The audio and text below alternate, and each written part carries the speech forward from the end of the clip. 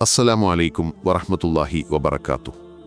സുഹൃത്തുക്കളെ, ലോകമെമ്പാടുമുള്ള മുസ്ലിംകളുടെ ഹൃദയത്തിൽ കുടികൊള്ളുന്ന കുബ്ബയാണ് പച്ചക്കുബ്ബ എന്ന കാര്യത്തിൽ സംശയമില്ല. അല്ലാഹുവിൻ്റെ ഭവനമായ കഅബ കഴിഞ്ഞാൽ ഇതാണ് ഏറ്റവും പുണ്യമായ രണ്ടാമത്തെ സ്ഥലം. പച്ചക്കുബ്ബയും പ്രവാചകൻ മുഹമ്മദ് നബി സ്വല്ലല്ലാഹു അലൈഹി വസല്ലമ തങ്ങളുടെ അനുഗ്രഹീത ഖബറും സന്ദർശിക്കാൻ ആഗ്രഹിക്കാത്ത ഒരു മുസ്ലിമും ലോകത്തില്ല. പ്രിയപ്പെട്ട പ്രവാചകന്റെ സ്വല്ലല്ലാഹു അലൈഹി വസല്ലമ തങ്ങളുടെ അനുഗ്രഹീത ഖബറിന് മുകളിൽ നിന്ന് അല്പം മാറി സ്ഥാപിച്ചിരിക്കുന്ന ഈ പച്ചക്കുബ്ബയ്ക്ക് താഴെ യഥാർത്ഥത്തിൽ എന്താണുള്ളത്? ഇതിനെക്കുറിച്ച് പല കഥകളും പ്രചരിക്കുന്നുണ്ട്. പലപ്പോഴും വ്യാജ ചിത്രങ്ങൾ ഇന്റർനെറ്റിൽ പ്രത്യക്ഷപ്പെടാറുണ്ട്. പ്രവാചകന്റെ ഖബറിന്റെ ആണെന്ന തരത്തിലുള്ള ഖബറുകൾ സോഷ്യൽ മീഡിയയിൽ പങ്കുവയ്ക്കപ്പെടുന്നു. ആളുകൾ അത് പരിശോധിക്കാതെ വികാരപരമായ ആവേശത്തിൽ മാഷാ അല്ലാഹ്, സുബ്ഹാനല്ലാഹ് എന്ന് പറഞ്ഞു പങ്കുവയ്ക്കുകയും ഫോർവേഡ് ചെയ്യുകയും ചെയ്യുന്നു. ചിലപ്പോൾ ഒരു വ്യക്തിയുടെ ചിത്രം പങ്കുവെച്ചയാൾ പ്രവാചകന്റെ അനുഗ്രഹീത ഖബർ വൃത്തിയാക്കാൻ നിയോഗിക്കപ്പെട്ട സേവകനാണെന്ന് അവകാശപ്പെടുന്നു. കുറച്ച് ദിവസങ്ങൾക്ക് മുമ്പ് ചെച്ചൻ പ്രസിഡന്റ് റംസാൻ കാദിറോവിനു വേണ്ടി സൗദി ഉദ്യോഗസ്ഥർ പ്രവാചകന്റെ ചേംബർ തുറന്നുകൊടുത്തുവെന്ന ഒരു വീഡിയോ സോഷ്യൽ മീഡിയയിൽ വൈറലായിരുന്നു. വീഡിയോയിൽ അദ്ദേഹം കർട്ടനിൽ തൂങ്ങിക്കിടന്ന് കരയുന്നതും പ്രവാചകന്റെ മേൽ സ്വലാത്തും സലാമും ചൊല്ലുന്നതും കാണാം. ചരിത്രത്തിലാദ്യമായി പ്രവാചകന്റെ ഖബർ ചിത്രീകരിച്ചു എന്ന അവകാശവാദത്തോടെയാണ് ഈ രംഗം സോഷ്യൽ മീഡിയയിൽ വ്യാപകമായി പങ്കുവയ്ക്കപ്പെട്ടത്. ഇത് കണ്ട് വിശ്വാസം ശക്തിപ്പെടുത്താനും ആളുകളെ പ്രേരിപ്പിച്ചു. വീഡിയോ യഥാർത്ഥമാണെങ്കിലും അതിന്റെ സത്യാവസ്ഥ എത്രത്തോളമുണ്ടെന്ന് ഈ വീഡിയോയിൽ തുടർന്ന് വെളിപ്പെടുത്തുന്നതാണ്. എന്നാൽ സുഹൃത്തുക്കളെ, യാഥാർത്ഥ്യമെന്തെന്നാൽ ഈ അവകാശവാദങ്ങളെല്ലാം അടിസ്ഥാനരഹിതവും തെറ്റായതുമാണ്. ഇത്തരം കിംവദന്തികൾ പ്രചരിപ്പിക്കുന്നവർ കുറച്ച് ലൈക്കുകൾക്കോ വ്യൂസിനോ വേണ്ടി നിങ്ങളുടെ വികാരങ്ങളെ പന്താടുകയാണ്. അവർ സ്വയവും നിങ്ങളെയും പാപികളാക്കുന്നു. കാരണം ഇത് നിങ്ങൾ പ്രചരിപ്പിക്കാൻ സഹായിക്കുന്ന ഒരു പാപമാണ്.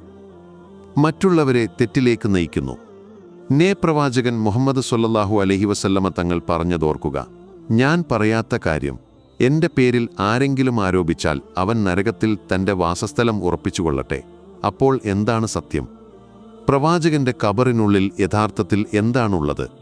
ആർക്കെങ്കിലും പ്രവാചകന്റെ സ്വല്ലല്ലാഹു അലൈഹി വസല്ലമ തങ്ങളുടെ അനുഗ്രഹീത ഖബറിനടുത്തേക്ക് എത്താൻ കഴിയുമോ? കുറച്ചുകാലം മുമ്പ് സൗദി ഗവൺമെന്റ് ഈ ചോദ്യങ്ങൾക്ക് ഉത്തരം നൽകുക മാത്രമല്ല, കാലക്രമേണ മുസ്ലിംകളെ വഴിതെറ്റിച്ച കെട്ടിച്ചമച്ച കഥകൾക്ക് അറുതി വരുത്താൻ ഉൾഭാഗത്തെ ചിത്രങ്ങൾ പങ്കുവെക്കുകയും ചെയ്തു. പ്രവാചകൻ മുഹമ്മദ് നബി സ്വല്ലല്ലാഹു അലൈഹി വസല്ലമ തങ്ങൾ പറഞ്ഞിട്ടുണ്ട്: പ്രവാചകന്മാർ എവിടെയാണോ മരണപ്പെടുന്നത് അവിടെയാണ് അവരെ ഖബറടക്കേണ്ടത്. പ്രവാചകൻ ആയിഷ റളിയല്ലാഹു അൻഹയുടെ മുറിയിലാണ് മരണപ്പെട്ടത് എന്നതിനാൽ അദ്ദേഹത്തെ അവിടെ തന്നെയാണ് ഖബറടക്കിയത്.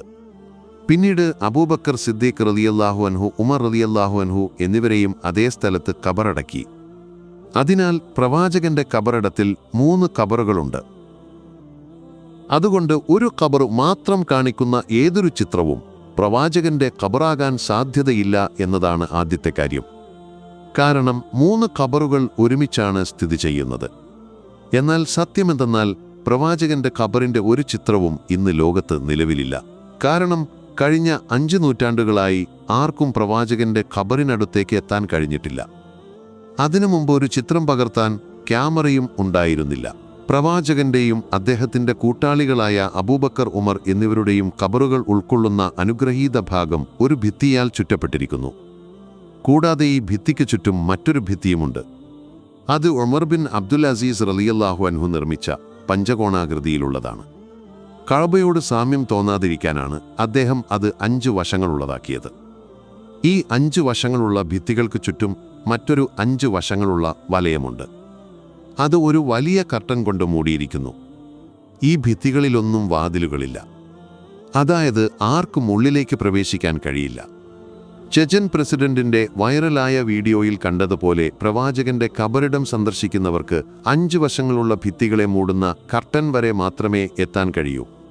സന്ദർശകർ സലാം പറയാനായി പ്രവാചകന്റെ ഖബറിന്റെ സ്വർണ്ണ അഴികൾക്ക് മുന്നിൽ നിൽക്കുമ്പോൾ ഖബറിന്റെ ഭിത്തികളിൽ തൂങ്ങിക്കിടക്കുന്ന കർട്ടൻ മാത്രമേ അവർക്ക് കാണാൻ കഴിയൂ. സലാം അർപ്പിക്കുന്ന സന്ദർശകർക്കും പ്രവാചകന്റെയും അദ്ദേഹത്തിന്റെ കൂട്ടാളികളുടെയും അനുഗ്രഹീത ഖബറുകൾക്കുമിടയിൽ ഏതാനും വാരകളുടെ ദൂരം മാത്രമേയുള്ളൂ. എന്നാൽ ഈ ഏതാനും വാരകൾക്കുള്ളിൽ ഏകദേശം 4 ഭിത്തികളുണ്ട്. ആദ്യത്തേത് സ്വർണ്ണ അഴികളുള്ള ഭിത്തി. പിന്നെ 5 വശങ്ങളുള്ള ഭിത്തി, അതിനുശേഷം മറ്റൊരു 5 വശങ്ങളുള്ള ഭിത്തി, ഒടുവിൽ പ്രവാചകന്റെ വീടിന്റെ യഥാർത്ഥ ഭിത്തി. അവിടെയാണ് അദ്ദേഹത്തിന്റെ ഖബർ സ്ഥിതി ചെയ്തിരുന്നത്. കഴിഞ്ഞ 13 നൂറ്റാണ്ടുകൾക്കിടയിൽ 2 സന്ദർഭങ്ങളിലൊഴികെ മറ്റാർക്കും ഈ ഭിത്തികൾക്കപ്പുറം പ്രവേശിക്കാൻ കഴിഞ്ഞിട്ടില്ല. ഒന്ന്, ഉമർ ബിൻ അബ്ദുൽ അസീസിന്റെ കാലഘട്ടത്തിൽ അദ്ദേഹത്തിന്റെ സേവകൻ പ്രവേശിച്ചു. രണ്ടാമത്തേത് ഹിജ്റ 881 പ്രശസ്ത ചരിത്രകാരൻ അൽ സമൂദി പ്രവേശിച്ചതായി അവകാശപ്പെടുന്നു. നൂറുദ്ദീൻ സിൻഗിയുടെ ഭരണകാലത്ത് ചില ജൂതന്മാർ പ്രവാചകന്റെ മൃതദേഹം മോഷ്ടിക്കാൻ തുരങ്കം നിർമ്മിക്കാൻ ശ്രമിച്ചപ്പോൾ ഒരു ഈയ ഭിത്തി നിർമ്മിച്ചിരുന്നു. എന്നാൽ ഈ ഭിത്തി ഭൂമിക്കടിയിലായിരുന്നു, ഖബറിന് ചുറ്റുമല്ല. എന്നിരുന്നാലും അപ്പോഴും ആരെങ്കിലും ഖബർ നേരിട്ട് കണ്ടതായി സ്ഥിരീകരിച്ചിട്ടില്ല.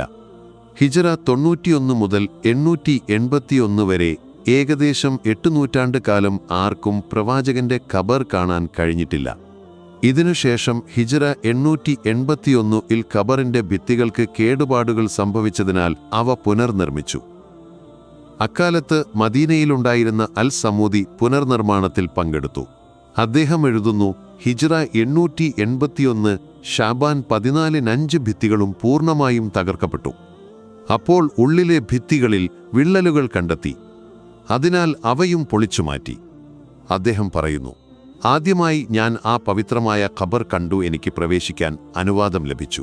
എന്റെ ജീവിതത്തിൽ മുമ്പൊരിക്കലും അനുഭവിച്ചിട്ടില്ലാത്ത ഒരു സുഗന്ധം ഞാൻ അവിടെ അനുഭവിച്ചു.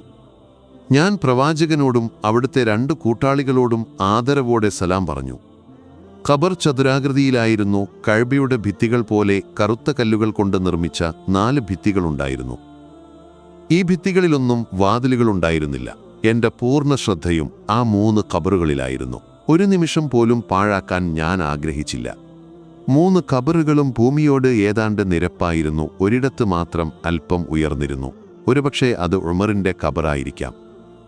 സാധാരണ മണ്ണ് ഖബറുകൾക്ക് മുകളിൽ വിരിച്ചിരുന്നു. ഈ സംഭവത്തിന് ശേഷം 5 നൂറ്റാണ്ടുകൾ കഴിഞ്ഞു. അതിനുശേഷം ആരും ആ ഭിത്തികൾക്കുള്ളിൽ പ്രവേശിച്ചിട്ടില്ല. പ്രവാചകന്റെ ഖബറിന്റെ തറ മസ്ജിദുന്നബവിയുടെ തറയിൽ നിന്ന് ഏകദേശം 60 സെന്റിമീറ്റർ താഴെയായി ചുവന്ന മണൽ കൊണ്ട് നിർമ്മിച്ചതാണെന്ന് അൽ സമൂദി വിവരിക്കുന്നു. യഥാർത്ഥ മേൽക്കൂരയ്ക്ക് പകരം മരപ്പണിയിലുള്ള ഒരു മേൽക്കൂര സ്ഥാപിച്ചു. ഈ മരമേൽക്കൂരയ്ക്ക് മുകളിൽ 8 മീറ്റർ ഉയരമുള്ള ഒരു ചെറിയ കുബ്ബ നിർമ്മിച്ചു. അത് ഇന്നും പച്ച കുബ്ബക്ക് തൊട്ടു താഴെ നിലനിൽക്കുന്നു. അൽ സമൂദി ഹിജ്റ 911 വഫാത്തായി. ഹിജ്റ 881 മുതൽ 5.5 നൂറ്റാണ്ടിലേറെയായി ആർക്കും പ്രവാചകന്റെ ഖബർ സന്ദർശിക്കാൻ കഴിഞ്ഞിട്ടില്ല. ഇതെല്ലാം കേട്ട ശേഷം ഒരു സാധാരണ മുസ്ലിം ചിന്തിച്ചേക്കാം, ഇതെന്തിനാണ്? എന്തിനാണ് ഈ തടസ്സങ്ങളും ഭിത്തികളും നീക്കം ചെയ്ത് എല്ലാ മുസ്ലിമിനും സന്ദർശിക്കാൻ പ്രവാചകന്റെ ഖബർ തുറന്നുകൊടുക്കാത്തത്? നുത്തരം, ഇത് പ്രവാചകന്റെ തന്നെ ആഗ്രഹമായിരുന്നു. അദ്ദേഹം അല്ലാഹുവിനോട് പ്രാർത്ഥിച്ചു, അല്ലാഹുവേ, എന്റെ ഖബറിനെ ഒരു ആരാധനാ സ്ഥലമാക്കരുതേ. ഇത് അദ്ദേഹം അല്ലാഹുവിനോട് ആവശ്യപ്പെട്ട കാര്യമാണത് അദ്ദേഹത്തിന് അനുവദിച്ചു കിട്ടി. എന്നാൽ എന്തിനാണങ്ങനെ? യഹൂദരും ക്രിസ്ത്യാനികളും അവരുടെ പ്രവാചകന്മാരുടെ ഖബറുകൾ ആരാധനാ സ്ഥലങ്ങളാക്കി മാറ്റിയതുപോലെ മുസ്ലിംകൾ പ്രവാചകന്റെ ഖബറിനെ ആരാധനാ സ്ഥലമാക്കി മാറ്റാതിരിക്കാൻ വേണ്ടിയാണിത്. അല്ലാഹു നമുക്ക് കാര്യങ്ങൾ മനസ്സിലാക്കാനും അതിനനുസരിച്ച് പ്രവർത്തിക്കാനും തൗഫീക്ക് നൽകട്ടെ. ആമീൻ ആമീൻ. അസ്സലാമു അലൈക്കും വറഹ്മത്തുള്ളാഹി വബറകാതുഹു.